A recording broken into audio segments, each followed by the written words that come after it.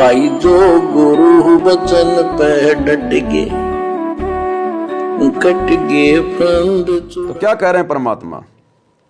नीच आदमी है काम होते दुनिया को मूर्ख बनाए, उनका जीवन नष्ट करें। अब पर स्वयंभू गुरु बन के जैसे 2-3 दुष्ट बन गए थे, संजय दिल्ली वाला और पवन जयपुर वाला, ये पाप आत्मा थे। इन्हें तुम्हारा नष्ट करने का ठेका ले रखा काल से। हम तो सपने में नहीं सोच सकते थे। हम तो भक्ति कर रहा था, पता है भाई भगवान मेरा कल्याण तो होगा, गारंटी होगी थी। और औरों को क्या बताऊं, क्योंकि ऐसा ज्ञान नहीं, ऐसा भगवान नहीं। परीक्षा हुआ हर तरह से, कितने कमाल चमत्कार किए मेरे साथ। मेरी लोहे की जाली उड़ा दी जो राखी में लगाते मच्छरों से बचाने के लिए।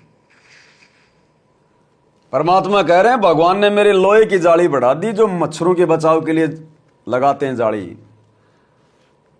खैर ये तो परमात्मा है, अपने आप को छुपाते हुए इस प्रकार की बातें कर रहे हैं, क्योंकि जाली बढ़ाने वाले भी यही और भगत की भूमिका करने वाले भी यही। ये तो सतगुरु के खेल हैं। असल में भाई और बहनों, इस पवन दास की कई बार परमात्मा ने मेरी उम्र बढ़ाई है, मेरी उम्र। क्योंकि कलयुग की पिछली पीढ़ी में परमात्मा अपनी विशेष आत्माओं को जन्म देता है, और जब तक हम सतगुरु की शरण में नहीं आते तब तक हम काल की कैद में रहते हैं। लेकिन नजर सतगुरु की रहती है अपनी आत्माओं पे। जैसे कोयल अपने अंडे जो है वो कौवे के घोंसले में दे देती है, वो मादा जो कौवा होता है वो उन अंडों पे बैठता है, लेकिन कोयल दूर बैठकर नजर रखती है और इंतजार करती है बच्चों के उड़ने का।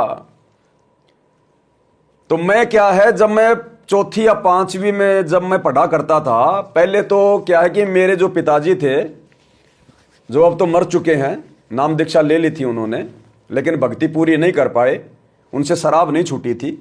लास्ट में कुछ ऐसा हुआ उनके साथ में, परमात्मा ने उनके कर्म और अधिक ना बिगड़े, इसके लिए परमात्मा ने लास्ट में मेरे पिताजी को अंधा और बहरा कर दिया। और 3 साल तक मेरे पिताजी की मेरे पास में रहना मजबूरी बन गई। अब मेरे अधीन आ गया। अब मेरे अधीन है तो उसको कौन उसको बीड़ी देगा, कौन उसको जो है वो सिगरेट पिलाएगा, कौन उसको दारू पिलाएगा। तो 3 साल तक वो घर में रहा और बढ़िया परमात्मा ने उसकी सेवा करवाई। अन्यथा मैं तो बहुत नीच आदमी था। अगर इस सतगुरु की शरण मुझे ना मिलती, ये ज्ञान मुझे ना मिलता, मेरे बाप की ऐसी दुर्गति होती, शायद ही दुनिया में किसी बाप की दुर्गति हुई हो। लेकिन दुर्गति जो उसकी हुई थोड़ी बहुत, जैसे वो अंधा हो गया, बहरा हो गया, वो तो उसके भैया अपने वो कर्म थे।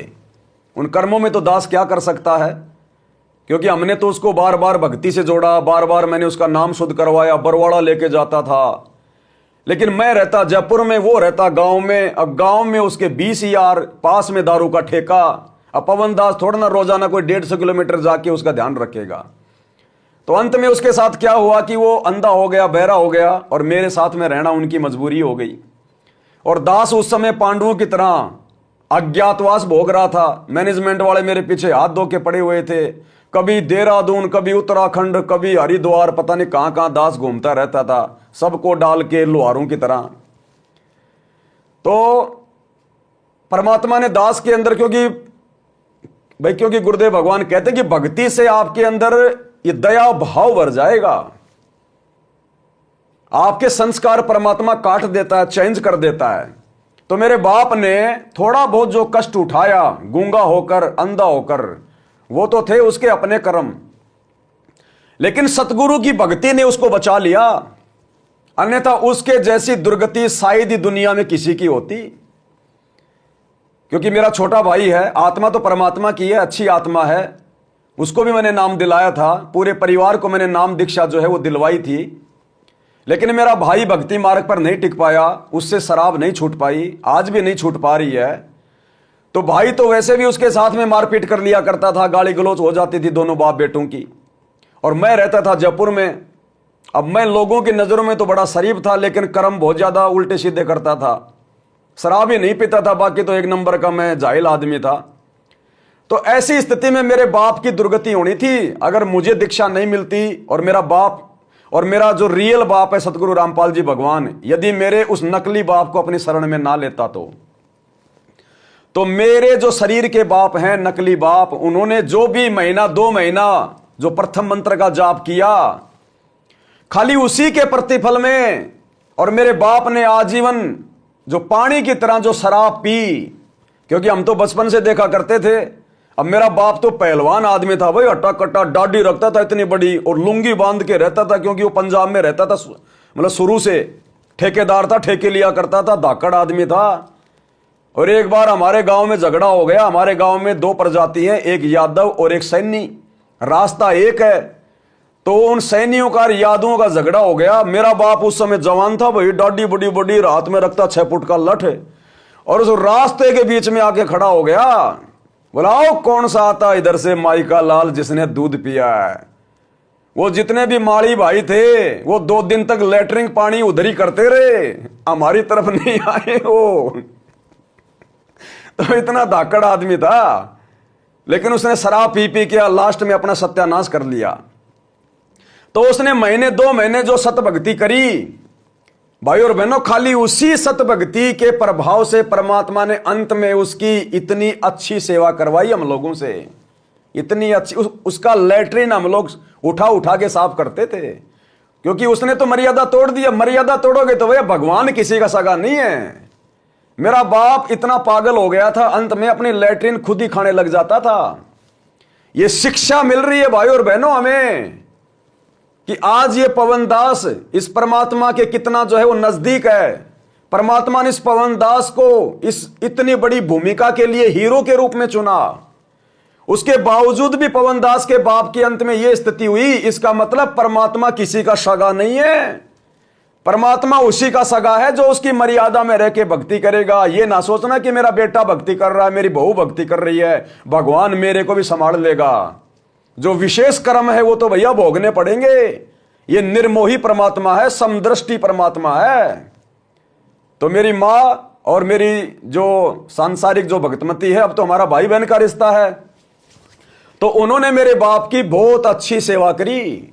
मेरी मां तो चलो भाई उनकी पत्नी रह चुकी है, अब वो तो जो है वो कभी कभार मेरी मां तो एक आधा उसके ऊपर हाथ भी साफ कर लिया करती थी, क्योंकि मेरी मां को उसने इतना मारा, इतना पीटा भाई, बचपन में भाई हम देखा करते थे। आज वो चीजें याद आती हमें। एक समय मेरा बाप मेरी मां को मार मार के और कुएं में लटका दिया था।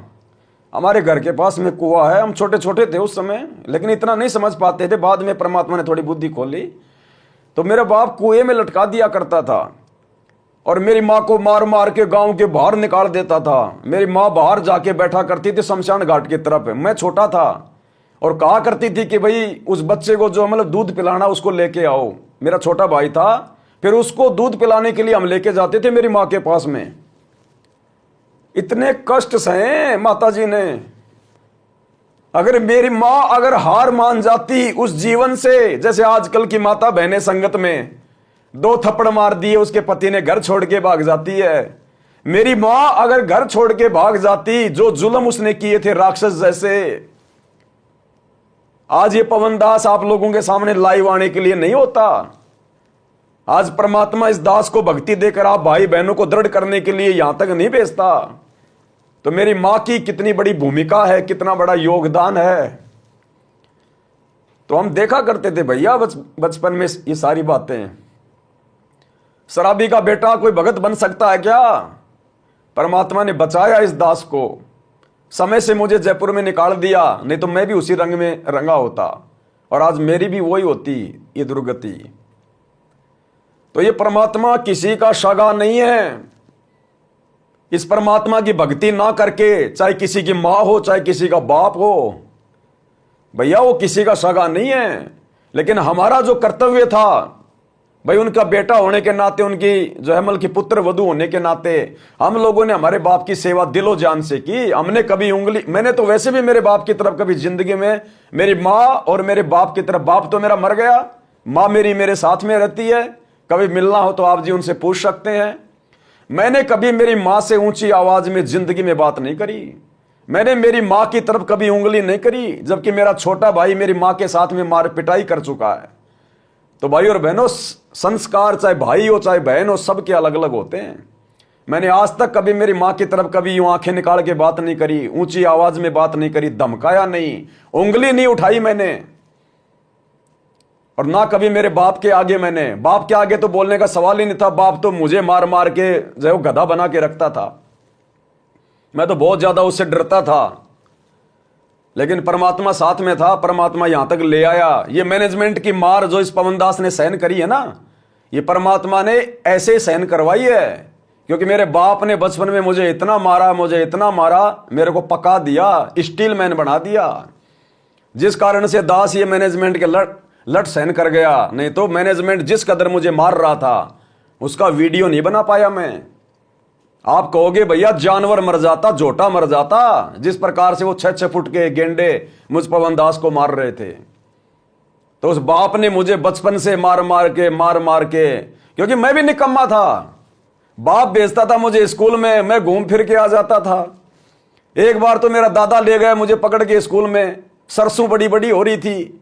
मैंने कहा दादा मैं पेशाब करूंगा। बोला जा ये सरसों में करके आ जा। मैं बोले पकड़ बैग। दादा को बैग दिया और मैं कहीं का बाथरूम कर रहा, सरसों के अंदर से भाग गया, क्योंकि मुझे पता था कि स्कूल जाऊंगा तो वो मास्टर मारेगा मुझे, क्योंकि मैं कुछ पढ़ता नहीं था, लिखता नहीं था, मुझे पहाड़े नहीं आते थे। वो जाते बोलता सुना 4 का पहाड़ा। अब मुझे 4 का पहाड़ा आता नहीं था, और वो मुझे उंगलियों पे यहां मारा करता था, यहां डंडों की, यहां पैरों के जो तलवे होते ना, 2 बच्चों को पकड़वा के ऐसे मारता था।